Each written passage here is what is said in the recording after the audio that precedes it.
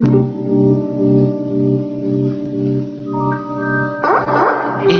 straight talk with no chaser. It gives the people a voice,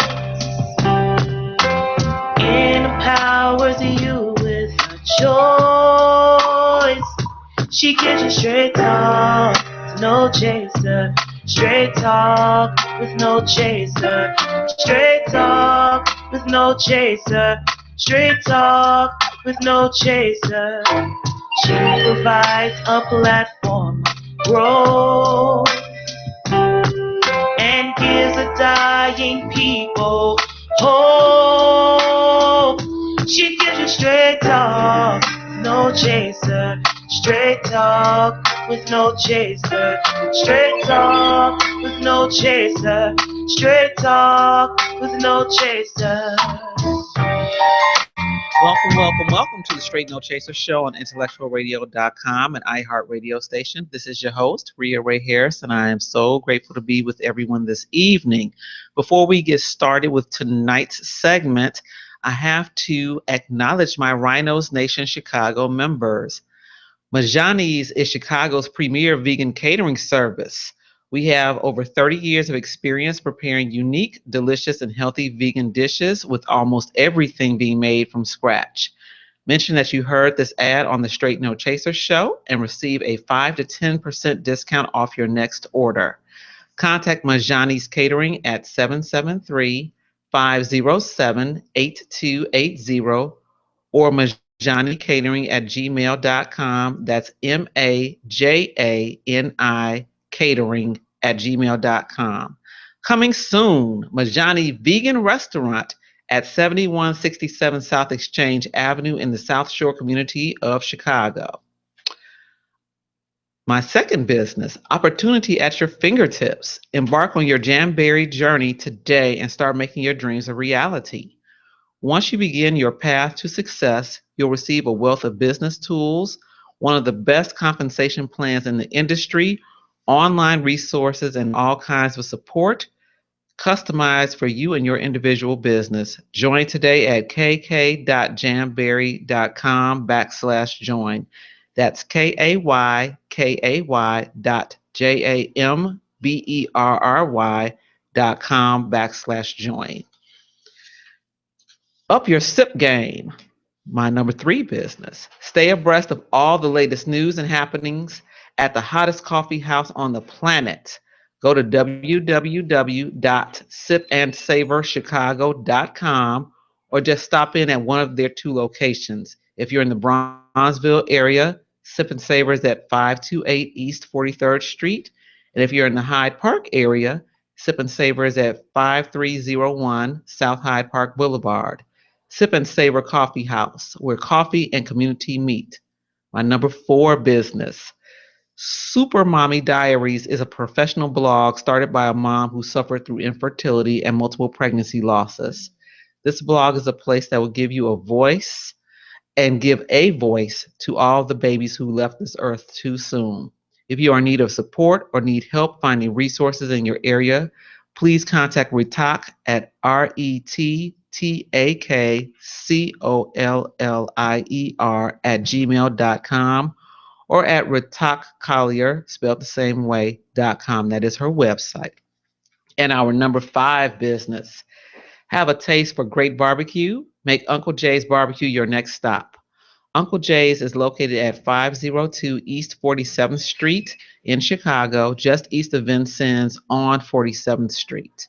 For that delectable taste that will keep you coming back for more, you stop in to Uncle Jay's. Again, these are my Chicago area Rhino Nation's members. Rhino Nation is a building Black businesses and a Black community organization.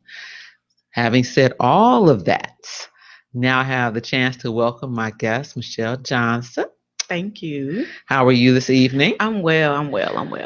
We are discussing something that people still are not discussing like they need to, which is endometriosis. I don't even think most people clearly understand what endometriosis is. So before we get started, deeply into the conversation, can you give a general description of what endometriosis is? Sure. So, if you don't mind, we'll go back to a little bit of high school biology Most for a moment. definitely. So, when a woman has her menstrual cycle, her period, as you know, every month, the lining of our uterus, which is called the endometrium, it prepares for fertilization by our partners. If that does not happen and there's no fertilization between the sperm and the egg, that lining of the uterus, it thickens, it builds, and it sheds and That's a releases cycle. from its body. That's your menstrual cycle or your period or that time of the month, whatever you like to call it. So, with women who have endometriosis, cells which mimic, it's not the same cells, but the cells that mimic the activity of the lining of the uterus, somehow they haven't been able to definitively figure out how this happens, but somehow these cells find its way into other parts of the woman's body outside of the uterus. Oh, wow. However, these cells don't know that. So they still act and behave the way they would if they were inside of the uterus, meaning every month they still build up, they shed, they break down, and they bleed. However, since they're not in the uterus, they have no way to leave the body. So essentially, the woman is bleeding internally month after month after month. And this collection of dried blood can cause various organs, ligaments, tendons to fuse together. It can create what we call chocolate cysts or painful tumors, which can grow in size, causing complications with other bodily functions and amongst the other organs in the body. So, that is primarily what endometriosis is. Okay, now for those who are women or those men who have sisters, moms, girlfriends, wives, etc., and are familiar with a monthly situation, some people have an easier time than others. Mm-hmm. But what you're describing is, to me at least, something that sounds much more painful than just the average run of the mill monthly cycle.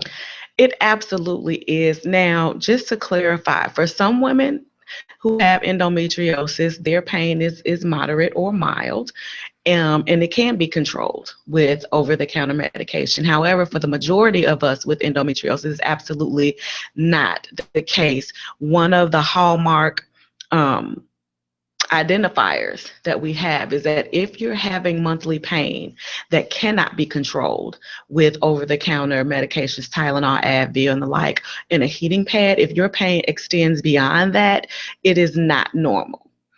It's not normal. And one of the hallmark identifiers with endometriosis is very painful and very heavy monthly cycles. So when the regular shedding is happening, Mhm. is the other shedding, the abnormal shedding, happening at the same time? Typically, yes. Most of the women with endometriosis find that their pain or their symptoms are heightened or is more severe during the menstrual cycle or right before the menstrual cycle, typically what we would call the PMS right before. It is intensified. It is generally hallmarked by heavy bleeding. When I say heavy bleeding, I'm talking about bleeding such to the fact where you're soaking through your clothing. You are passing very large, very heavy, very thick blood clots.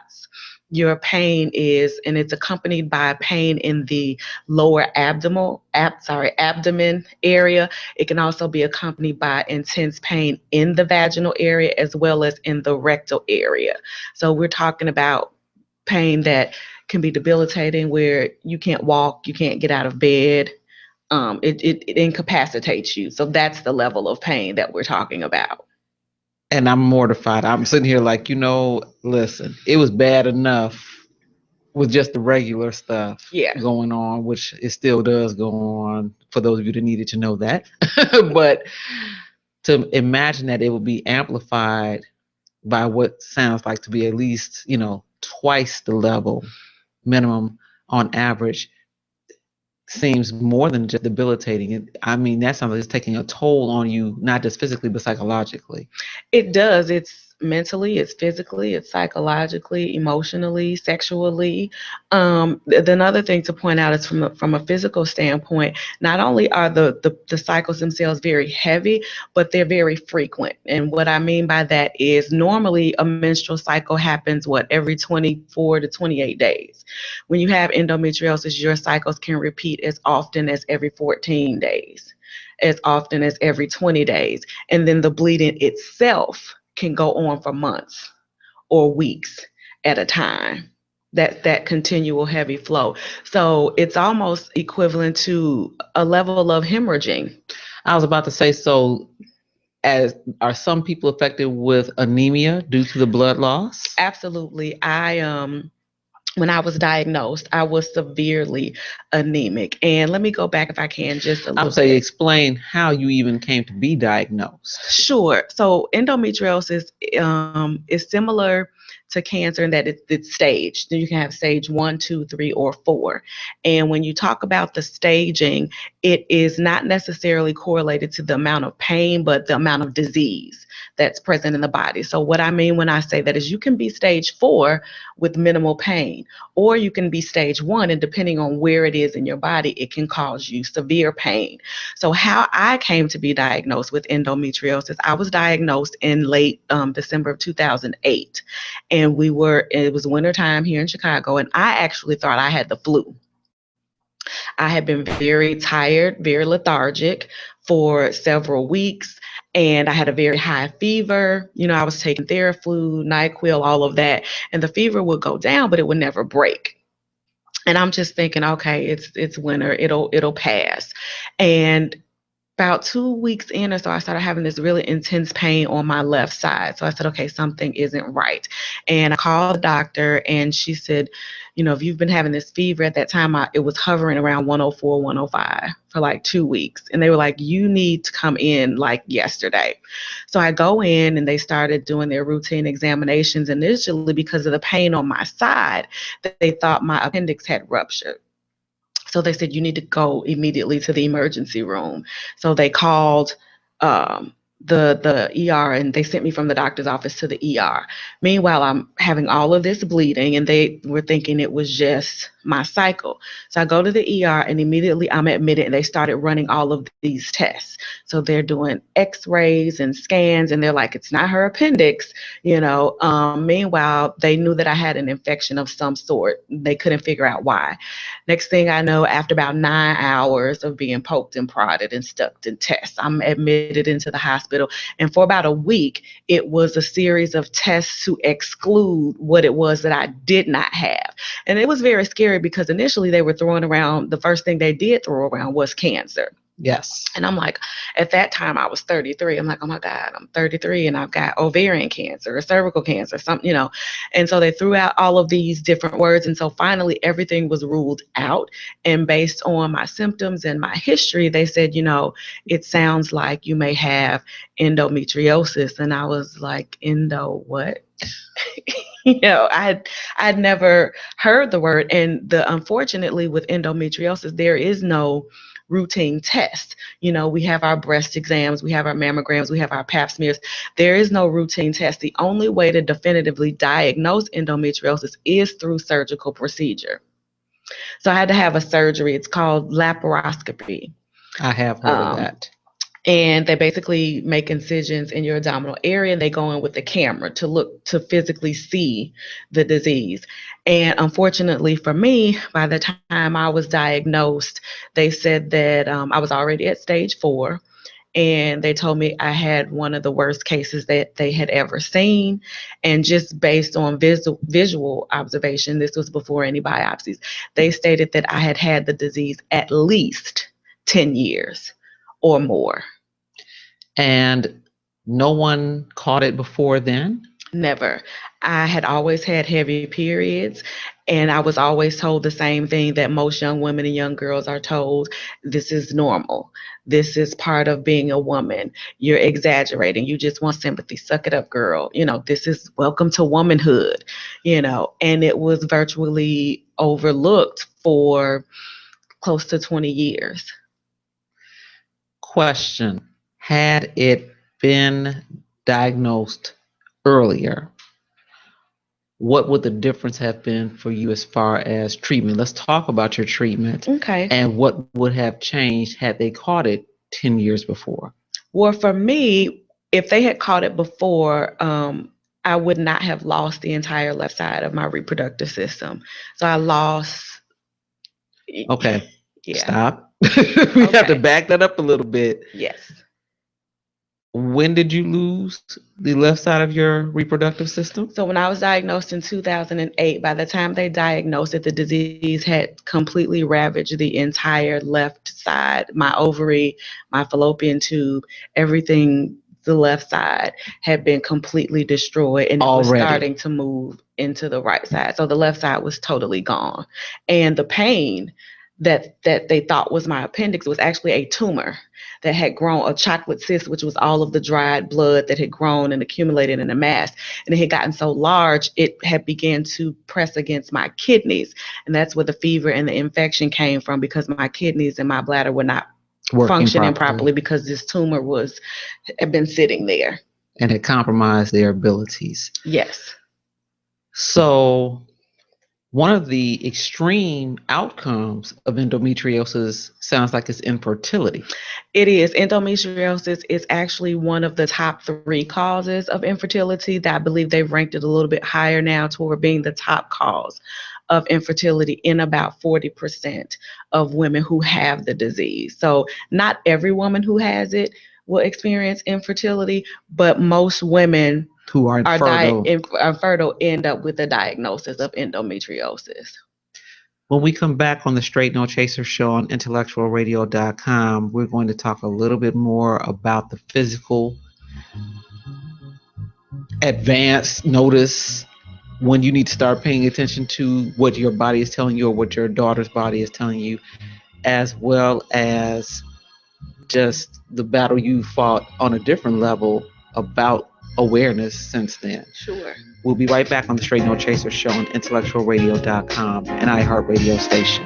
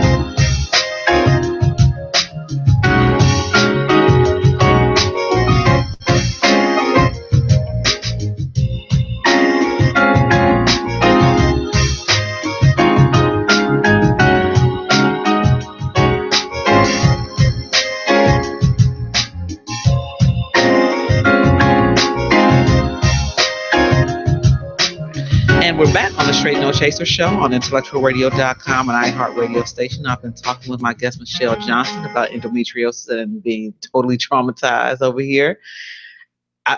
For my male listeners, I need you all to keep it strong because it's rough for me as a woman to hear this. And I know you all are like, oh my goodness, but keep on with us here. So when we're looking at symptoms, Mm-hmm. we want to talk about that first because, like you said, people will tell you. Because I used to have like a kind of painful cycle, and I remember clearly my father not believing me. Mm-hmm. Oh, you're so dramatic. Oh, Yeah. would you stop all that? And I really felt like there was a part of my body being ripped out. Mm-hmm. And again, I don't think comparatively speaking, that's anything compared to what you were going through. what are we supposed to pay attention to for ourselves, or if we have daughters Sure. and they're bringing us certain concerns about their monthly situation, what are those things we need to listen for or pay attention to? Absolutely. Well, the first thing to be mindful of is that endometriosis does not discriminate. It can be, we've had cases diagnosing girls as young as 8 and women that were past menopausal age. So, whatever age that the young girl starts her menstrual cycle is a good time to start watching and monitoring and being aware. If she complains again of pain that is debilitating to the point that it is not controlled with regular over the counter medications and long, say, a heating pad, if it goes beyond that, that may be a cause for concern. If she is having heavy bleeding. Again, we talked about the bleeding where she is soaking through, sanitary napkins in less than an hour. If it's heavy, if she's having to stack pads, if she's having pain around her cycle with urination or bowel movements, if they're older, teens or older women, if they're having painful intercourse, if intercourse is painful for them, if they have pain after the periods, um, intestinal upset, nauseous, vomiting, migraines, headaches. But again, the fatigue, the heavy fatigue, the anemia, the lethargy, those would be hallmark symptoms to look for. But it's also important again to know that while the symptoms may be heightened during the cycle, she may also experience this either before or after So you're the spending a lot of cycle. your time in the midst of the disease. Absolutely, absolutely. Inflammation is a huge one. So, the bloating, to the point where it's painful. Those are some of the hallmark symptoms that you can look for. And I would just recommend charting. Every time you have your cycle, write down the symptoms and how long they last and what the intensity of that is. And if you see a pattern happening over 6 months, 12 months or more, then I definitely think that it would be time to have a conversation with your physician. You have to be diligent because a lot of doctors, unfortunately, are, to be honest, dismissive about it. A lot of the doctors are the ones who will tell you, just give it some time. It's normal. This is what to be expected. So you have to definitely be diligent if you're noticing that these symptoms that are intensifying and that they are not going away. I know they used to tell us that the birth control pill was supposed to help with a lot of the symptoms, the pain, it regulated the time of the cycle, it regulated the heaviness. Does that help with people that have endometriosis and don't know it? That's difficult to say because, again, if you don't know that you have it, you wouldn't be checking to see how the birth control affects the flow and affects your symptoms. Birth control is one of the treatment options that are given. You wanted to talk about some of the treatment options. So, unfortunately, in all of the 200 years or so that endometriosis has been around, our treatment options, unfortunately, are still very limited. What they consider to be the gold standard is excision surgery, where they go in and remove the disease, they cut it out, basically. Wait. Okay. What are we cutting out? The endometriosis, the affected, the diseased tissue. We're removing the cysts. We are, if we can, clearing it out from being bonded to the ligaments and the nerve endings and things of that nature. So, but it's cutting out the diseased tissue itself and removing it from the body. And does that reoccur after the procedure? 9 out of 10 times it will. Right now, there is no cure for Okay. endometriosis. What are some of the other treatment options? That sounds So really that painful. surgery, the excision is considered to be the gold standard, where they basically go in, cut out, and remove the disease from the body. Other treatment options that they have, unfortunately, are just drugs and pain management. Various options for pain management. They have a drug called Lupron that they will give to help with treatment of that, which is a hotly debated topic in the endo community. Some women love it, some women hate it.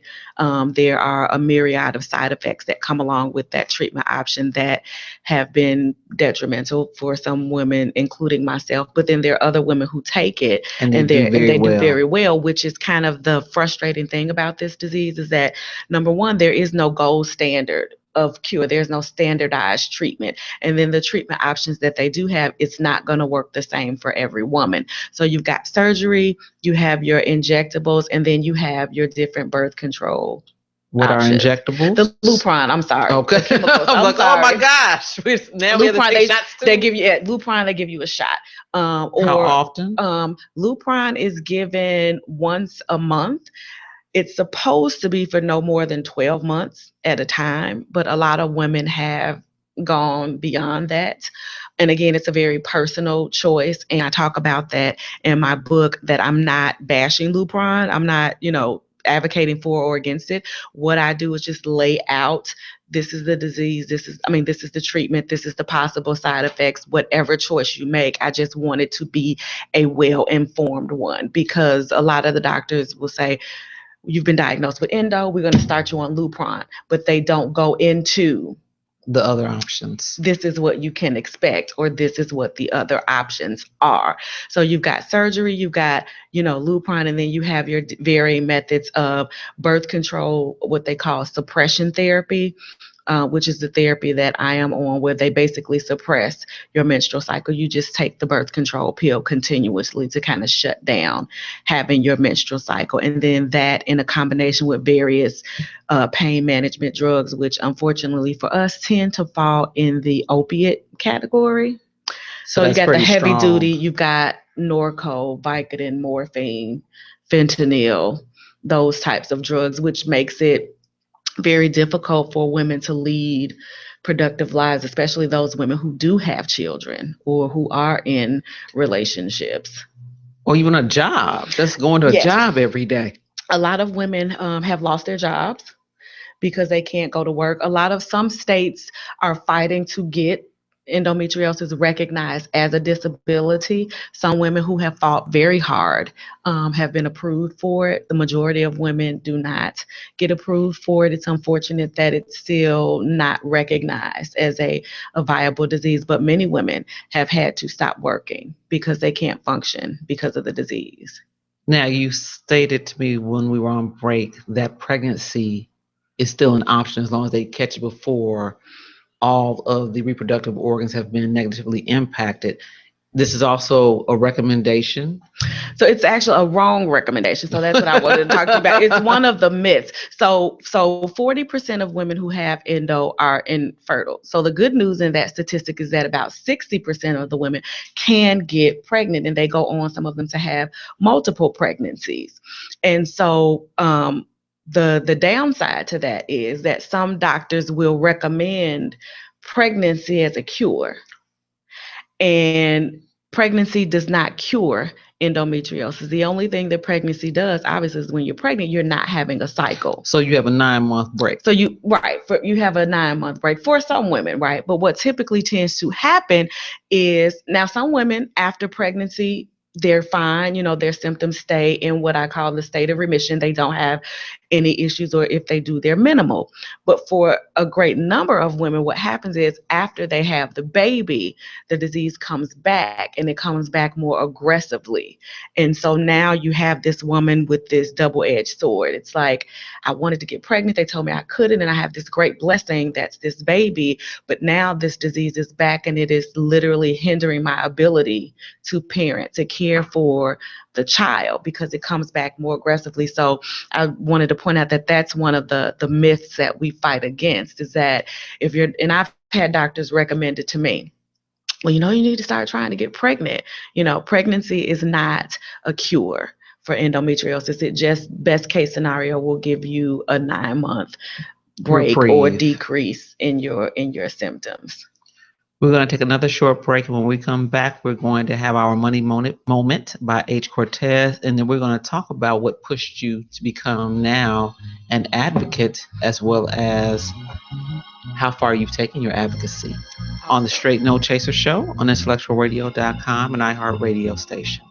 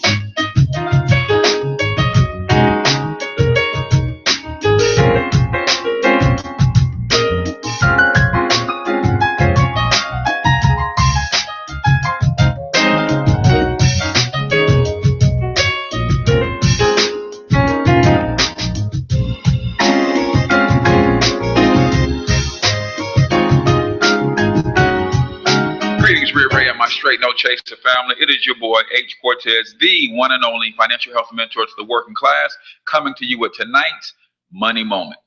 Tonight, I want to ask you a question. What if I told you that you are not where you want to be in your life? You're not having the success that you want to have because you're lazy. Wait, don't jump down my throat. All right, hear me out.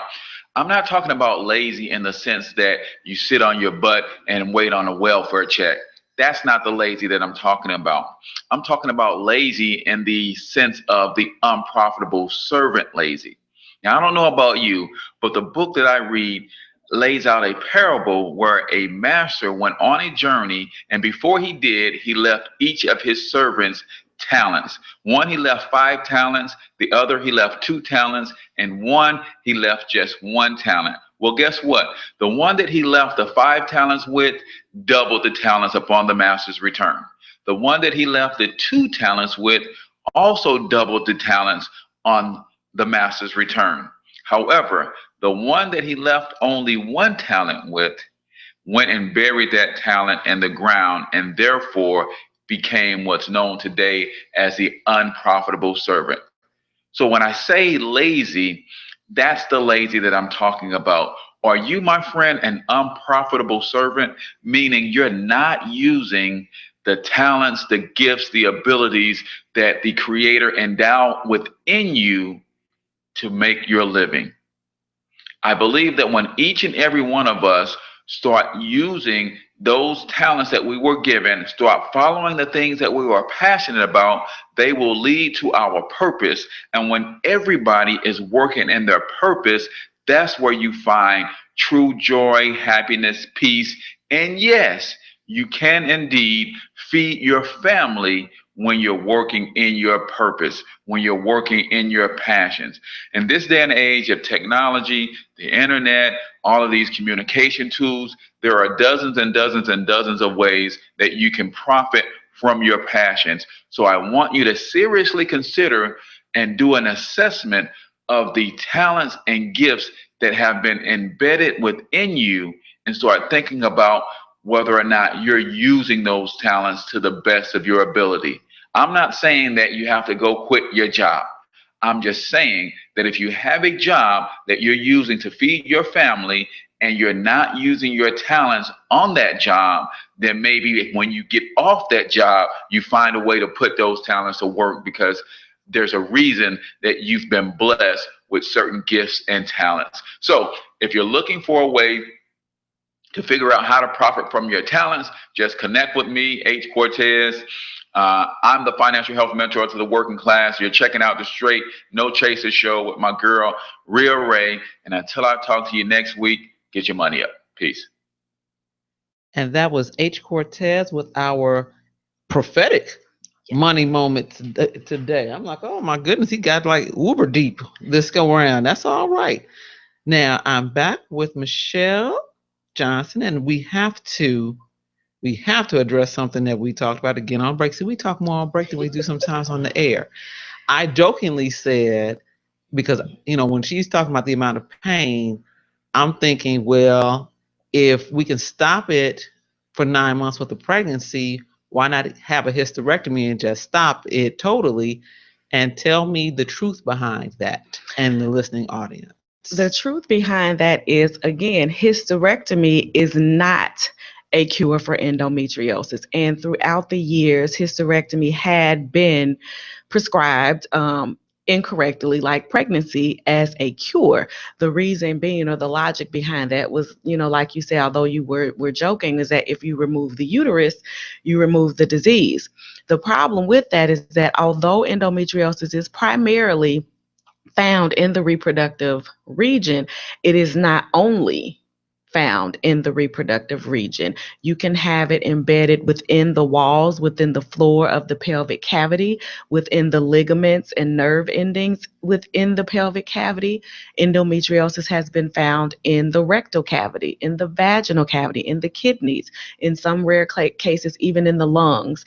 And there have been, I think, like 1 or 2 cases where it's been found in the brain.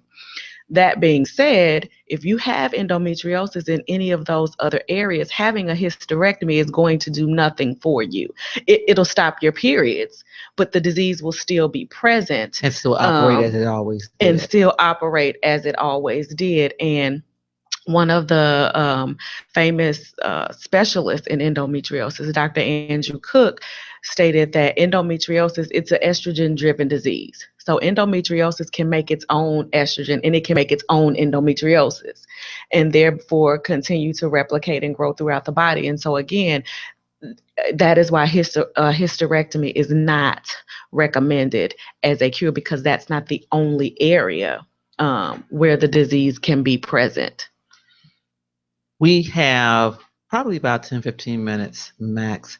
And I want to talk about how you got yourself from patient, and in some people's minds, they are probably thinking I'm a victim, to an educator and an advocate. Because a lot of people have a lot of things going on and they just, well, I have this, and they just keep it moving. But you actually took it a few steps further. What pushed you firstly into being an advocate? What pushed me was my continued reoccurrence with the disease. When I was initially diagnosed, nobody explained to me that there was no cure. I didn't find out until after my surgery that there was no cure. So I went into this thing thinking, okay, there's something in me that doesn't belong. They're going to go in and take it out. And it'll be done. And then I'll be all good. I had my first surgery in 2008.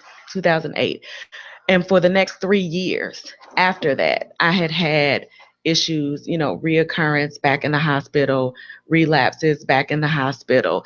And I had felt like a walking science experiment, because for 3 years they were trying this and that. Let's try this to see if this will help. Let's try that, see if that will help. And nothing. It took about 3 years for them to find a regimen that worked for me. I had to fire about 4 or 5 doctors who wanted to force pregnancy on me, who wanted to force hysterectomy on me, who wasn't listening to me, who wanted to force drugs on me that I was not comfortable taking.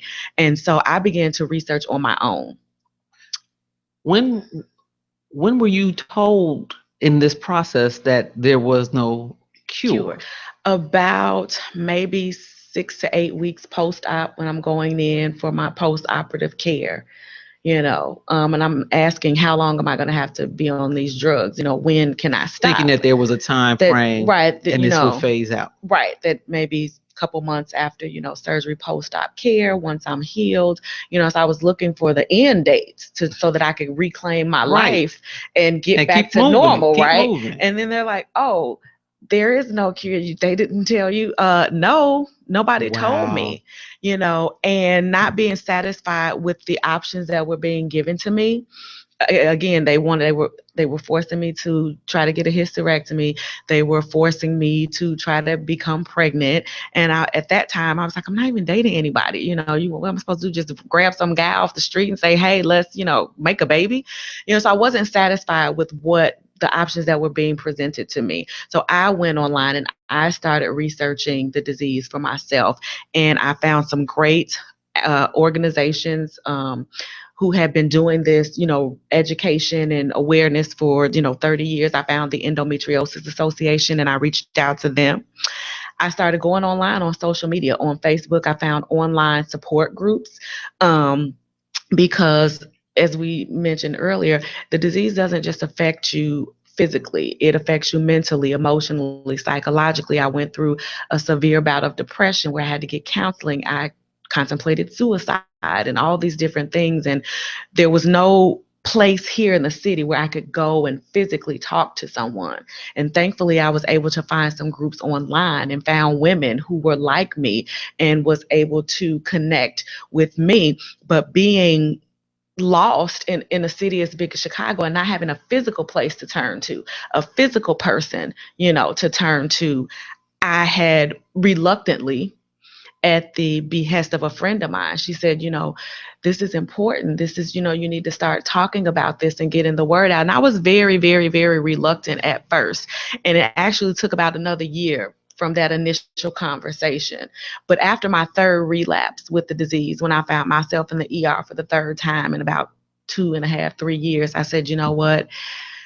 If I'm going to live with this disease, if I want to have this disease and live with it, then I'm going to live with it. I'm not going to continue to wallow in the guilt and the depression that I had. And I said, I can either make a choice to let this defeat me or to take it and do something positive with it, because it's not going anywhere, unless and until a cure is found or, I'm divinely healed, but until I have it, I have to do something with it.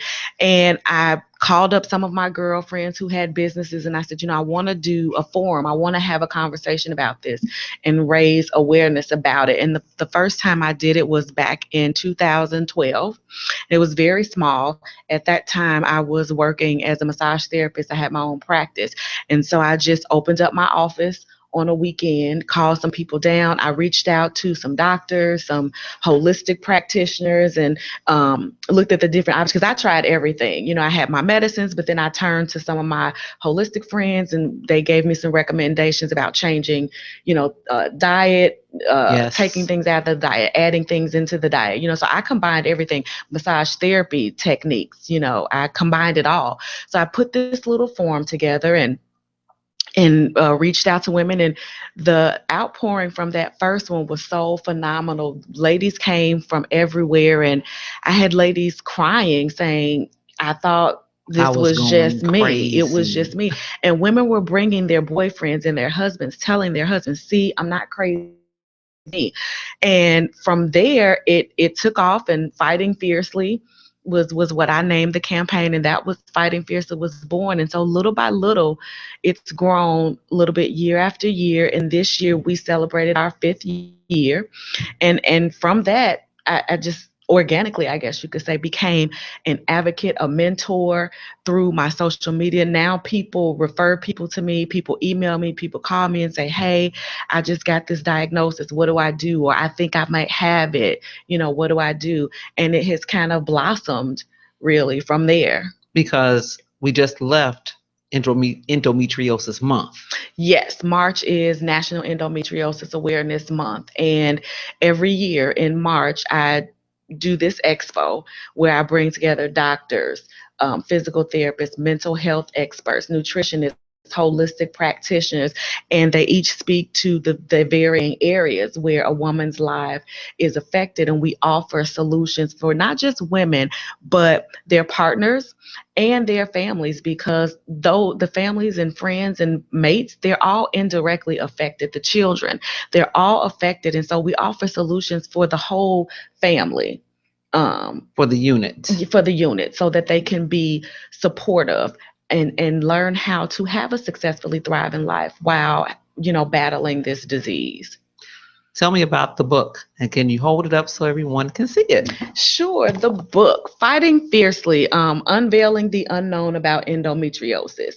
It is a guide for educating, enlightening, and empowering women and their loved ones. And that is the basic premise of the book. And I called it Unveiling the Unknown About Endometriosis because the little conversation that is being had. And one of my goals is to broaden that conversation, to expand that conversation. And even in the conversations that were being had, for example, with me, with my diagnosis, there was still so much that I wasn't told, that I did not know, that I had to find out on my own.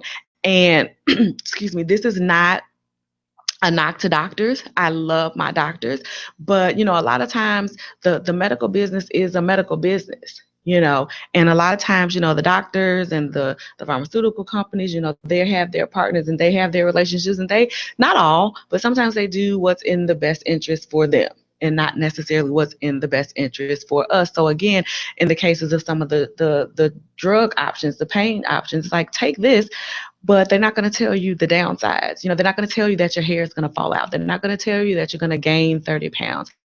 They're not going to tell you that you're going to be seeing spots and, having night sweats and night terrors and all of these things. And you're going to develop TMJ and have your grinding your What's teeth. TMJ? Oh, it's a long word. But your jawbone here in your face, it's the scientific name is called the temporal mandibular joint, TMJ. Okay. And it's the condition where that locks and it gets Like really lockjaw. tight. Not quite, but in the same vein. Okay. But it gets really sensitive, it gets tender, it gets inflamed, you grind your teeth. And how are we eating with this? I have a mouth guard that I have to wear at night so I don't grind my teeth down. But that I developed that as a result of some of the drugs that I took. So when I talk about unveiling, these are the things that I'm talking about, pulling back the covers. Some women don't know what their treatment options are. Some women don't know. They can tell their doctor, I don't want to do that. I don't want that. Thank you, but no thank you. Some women don't know. They can fire their doctor. They can get a second, third, fourth, fifth, sixth opinion that until they find someone who treatment plan is in line with their family planning goals, their moral compass, their gut. And a lot of women feel because it's the doctor, they have to succumb to that. And they don't. Some women don't even know where to start. A lot of the women in the smaller cities and towns, there are no endo specialists there. So the book provides detail in common language, right? Without all of the big words and terms, what the symptoms are, what your treatment options are, how to go about finding a specialist. I offer tips in the book for men who are in, I have 3 sections, one for the men, one for the family, and one for the girlfriends, because all of those relationships for me was affected. And one of the things with men especially, and as of late, within the past 2 years, even same-sex partners, I've had women reach out to me with complications in that area. But one of the things I talk to men and partners about, we don't want sympathy. We don't want your sympathy. We want to educate you so that you can empathize. We want you to understand what you're going through, and so that you can be that support system for us. Because endometriosis will totally change the entire dynamic of your relationship. Of everything. This year at the expo, we had a sex educator come in, because I talk about in the book loving outside the box, because a lot of times traditional intimacy is just simply not an option for the woman. And the only thing men see is no sex. That's all they see. So men get frustrated, they leave. I have personally mentored and worked with women whose husbands have left them, ended the marriages because of that, because they don't fully understand. So that's what this book does. It brings together, like you said, the unit, and it teaches everybody how to thrive and be productive in the midst of this disease, because everybody is affected, not just the woman who has it. Wow. Well, on that note, because again, we hear terms, because like I told you, I'd heard the term endometriosis, but I was not until today really clear as far as the details of it and how it affects, like you said, everyone that is dealing with this or dealing with a family member that has this, and their pain and their psychological well-being, because it is a physical, psychological, emotional, and sometimes perhaps, like I said, especially if you're dealing in a smaller town, it might be a financial burden also. A huge financial burden. Insurance does not cover a majority of our care. And again, because women are losing jobs, they're losing their health care coverage. And so it's a trickle-down effect. Women have lost their homes, their cars, as a result of the financial burden. Right. See, that's something that we need to really look at, because that's something that people, I'm sure, didn't even consider. But I always think about the money. Yeah. I always think about the money in the health plan. So I'm still at the county. I have to think about that health plan. Yes. How do women or family members of women who have endometriosis or suspect that they have endometriosis reach you? There are a couple of ways they can reach me. You guys can always email me at fightingfiercely@gmail.com. We are very active on Facebook. You can join our Facebook community. We are facebook.com/fightingfiercely. You can feel free to ask questions on the page, inbox me. I connect with a lot of women that way one-on-one. So email us, connect with us on Facebook. We are also on Twitter and Periscope. What I've been doing recently, about once a week, I'll do a live scope where you guys can chime in and ask me questions. I'm available to come and, talk to your group, your teens, your girls, whatever, group to educate you guys. And you guys can get the book also at fightingfiercely.com or on amazon.com. Kindle and paperback? Yes, the Kindle is available on paperback and Kindle available on amazon.com. The paperback is available on the website as well. Well, Michelle, and on Facebook, she's Michelle N. Johnson. Yes, please reach out, connect with me. I'm connected with Endo Sisters everywhere from South Africa to the UK to Texas, anywhere. Right. So if you're looking for her on Facebook, it's Michelle N. Johnson. I thank you so much for this informative show, and I appreciate your coming out tonight. Thank you so much. And with that, it's another really serious segment of the Straight No Chaser show on intellectualradio.com and iHeartRadio station. As always, dedicate yourselves to the truth, no matter the cost. Be at peace, everyone, and be safe.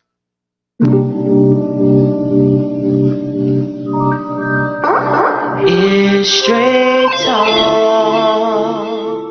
with no chaser. It gives the people a voice,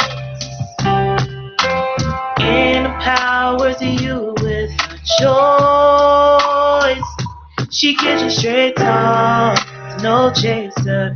Straight talk with no chaser. Straight talk with no chaser. Straight talk with no chaser. She provides a platform of growth and gives a dying people hope. She gives you straight talk, no chaser. Straight talk with no chaser. Straight talk with no chaser. Straight talk with no chaser.